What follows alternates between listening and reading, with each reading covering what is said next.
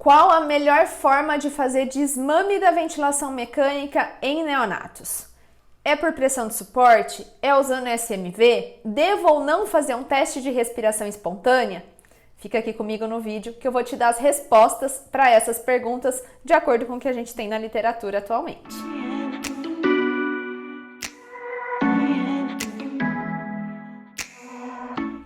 Muito se discute sobre as complicações associadas à ventilação mecânica em neonatos. Muitas vezes a ventilação é inevitável, mas ela está associada a inúmeras complicações. Em um momento que aquele neonato ainda está com seu sistema respiratório em desenvolvimento, não só o sistema respiratório, mas outros sistemas, principalmente se ele nasceu prematuro. E isso vai levar a um número grande de complicações que já são observadas em adultos e em crianças maiores, mas ficam ainda mais evidentes nos neonatos. Pensando em tudo isso, se a gente tiver formas mais adequadas de tirar o paciente da ventilação mecânica o quanto antes, a gente vai reduzir essas complicações associadas à ventilação. Por isso que muito se discute a respeito do desmame da ventilação mecânica de neonatos. Bom, o que a literatura mostra pra gente sobre desmame em crianças maiores e em adultos? Geralmente, a gente vai deixar, a partir do momento que aquele paciente tem drive respiratório, tem condições de fazer ciclos que a gente chama de espontâneos, apesar de ainda estar tendo ajuda do ventilador mecânico, a gente vai deixar esse paciente fazendo essa ventilação mecânica da forma mais espontânea possível. Por isso que geralmente a gente coloca o paciente em PSV, ou seja, ventilação por pressão de suporte. No PSV, a gente permite ciclos espontâneos, ou seja, a gente permite que o paciente dispare o ventilador, determine o momento de iniciar a sua inspiração e a gente permite também que o paciente cicle o ventilador, determine o momento que ele vai expirar. Por isso que essa modalidade é chamada de espontânea, porque vai permitir então que o paciente determine o seu tempo inspiratório e expiratório. Em neonatologia, essa modalidade não funciona muito bem. Por quê? Porque como os neonatos utilizam tubos sem cuff, e eu deixo aqui, olha, o vídeo que eu gravei sobre esse tema aqui para o canal, como esse tubo não tem cuff, vai ter muito vazamento. E com esse vazamento existe um prolongamento do tempo inspiratório, o ventilador demora para ciclar, apesar do paciente já estar tentando expirar e gera muita sincronia. Então, por conta disso, o PSV não é muito utilizado em neonatologia, apesar dos ventiladores mais modernos permitirem o ajuste da porcentagem de ciclagem, e aí a gente consegue encurtar o tempo inspiratório, aumentando essa porcentagem de ciclagem, mas ainda assim gera sincronia e pensem sempre que a sincronia está associada a maior trabalho respiratório e, consequentemente, maior tempo de ventilação mecânica. Não é isso que a gente quer encurtar o tempo de ventilação mecânica e não prolongar. Então, PSV não vai funcionar muito bem nos neonatos. Uma outra forma de permitir ciclos espontâneos é fazer o modo SMV, né? O tão falado modo SMV. O que é esse modo? Ele vai ter ciclos mandatórios, mas ele vai permitir no meio dos ciclos mandatórios que o paciente faça ciclos espontâneos. Só que isso gera uma bagunça. A gente pode gravar um vídeo depois falando sobre o SMV. Mas o que a gente sabe, o que muitos trabalhos já mostram, é que o SMV está relacionado a muita sincronia. E como eu já disse, a sincronia significa maior trabalho respiratório, significa maior tempo de ventilação mecânica. Então também não é a forma mais adequada.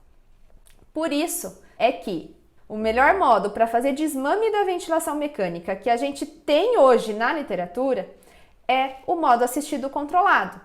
Ah, mas o modo assistido controlado, o paciente só vai disparar o ventilador e o ventilador vai fazer todo o restante. Sim. Mas pensando que neonatos têm características anatômicas e fisiológicas que predispõem ele à fadiga, isso não é um grande problema. Eu não quero exigir que esse paciente faça um esforço tão grande a ponto de enfrentar todo o circuito do ventilador, a ponto de ficar assincrônico para conseguir desmamar. Na verdade, tudo isso vai fazer com que associado às características fisiológicas dele, vai fazer com que ele fadigue mais fácil, com que ele faça um esforço além do que ele consegue manter depois em respiração espontânea. Então, os estudos têm mostrado pra gente que a melhor forma de fazer desmame da ventilação mecânica é no próprio modo assistido controlado. Conforme a gente vai reduzindo os parâmetros, e quando a gente usa a modalidade volume garantido, a gente faz isso de forma meio que automática, então é uma boa forma da gente fazer desmame nos pacientes, assistido controlado associado ao volume garantido, por exemplo. Mas a gente consegue ir tirando o suporte ventilatório, fazendo o paciente assumir mais a sua ventilação, sem fazer com que ele fadigue, com que ele faça um esforço além do que ele precisa.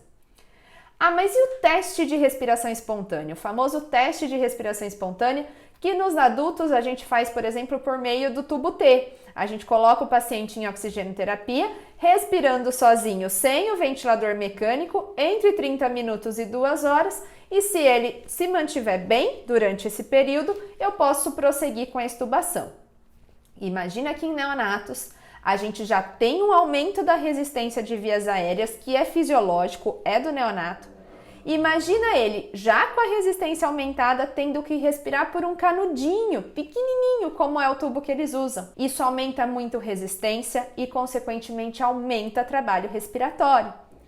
Por isso que os testes de respiração espontânea a gente não faz em tubo T em neonatologia. O que a literatura traz de opção? Que a gente faça esse teste de respiração espontânea em CPAP traqueal, ou seja, eu vou manter uma pressão contínua em vias aéreas para ajudar esse paciente durante a sua respiração.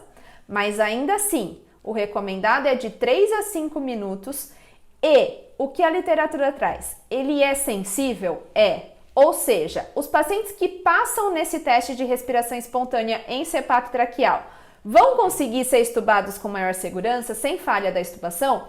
Vão, mas a especificidade do teste é muito baixa. Isso mostra pra gente que tem muito falso negativo, ou seja, aqueles pacientes que não passaram no teste não necessariamente não iam conseguir ficar extubados, não iam conseguir ser extubados e ficar em ventilação espontânea. Porque o teste submeteu ele a um esforço além do necessário e fez ele cansar. Se ele tivesse em respiração espontânea, talvez ele ia conseguir. Então, mesmo esses testes de respiração espontânea de 3 a 5 minutos em CPAP traqueal não são recomendados na literatura. Vou deixar aqui nos comentários um artigo bem recente que saiu sobre esse tema, que pode te ajudar a entender tudo isso melhor. Retomando tudo então, pensando em desmame em neonatologia, ainda falta protocolo, ainda falta parâmetros de maior segurança, mas o que a gente já tem? PSV não é recomendado, SMV também não é recomendado. Melhor forma de fazer desmame é no próprio assistido controlado. E o teste de respiração espontânea, quando realizado, não deve ultrapassar de 3 a 5 minutos e ainda assim a sua especificidade é muito baixa. O mais adequado é extubar o paciente direto do assistido controlado quando a gente tem redução dos parâmetros, e aí existem alguns critérios na literatura que a gente pode conversar em outro vídeo sobre esses critérios, o que é seguro de extubar o paciente ou não, tá certo? Espero que eu tenha te ajudado com esse vídeo. Se você gostou, deixa aqui o seu like. Se você ainda não está inscrito aqui no canal, aproveite para se inscrever. Tem vídeo novo toda semana e eu te vejo numa próxima oportunidade.